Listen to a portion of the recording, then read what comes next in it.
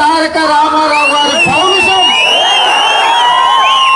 దేశంలోనే కాదు విదేశాలలో కూడా దీనికి ఆ గుర్తింపు ఉన్నది.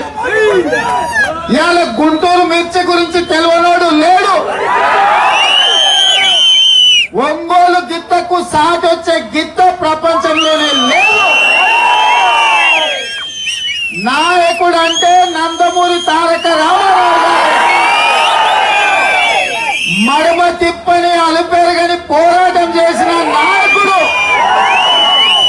మదరాసులుగా పిలువబడుతున్న తెలుగు వారికి తెలుగు వారి ఆత్మ గౌరవాన్ని తెలుగు వారి పౌరుషాన్ని ఢిల్లీకి తెలియజెప్పిన నాయకుడు అన్న నందమూరి తారక రామారావు గారు.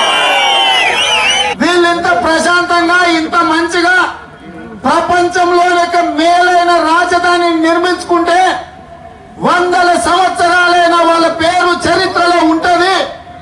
ఆ పార్టీ అధికారంలో ఉన్నప్పుడు ఏమి చేసిందో అని చెప్పుకునే అవకాశం ఉంటది. కాబట్టి ఏదైనా చేసి దాన్ని చెడగొట్టాలని నిన్నమని వచ్చిండ్రు.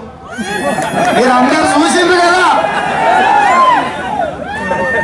ఆ మధ్య ఒక సినిమా వచ్చింది, సీతమ్మ వాకిట్లో సిరిమల్లె పువ్వు అని.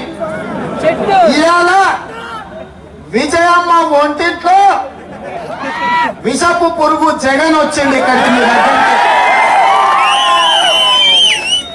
ఎందుకయ్యా జగన్ రెడ్డి నీకంత కుళ్ళు? మీ రాష్ట్రానికి రాజధాని అక్కర్లేదా?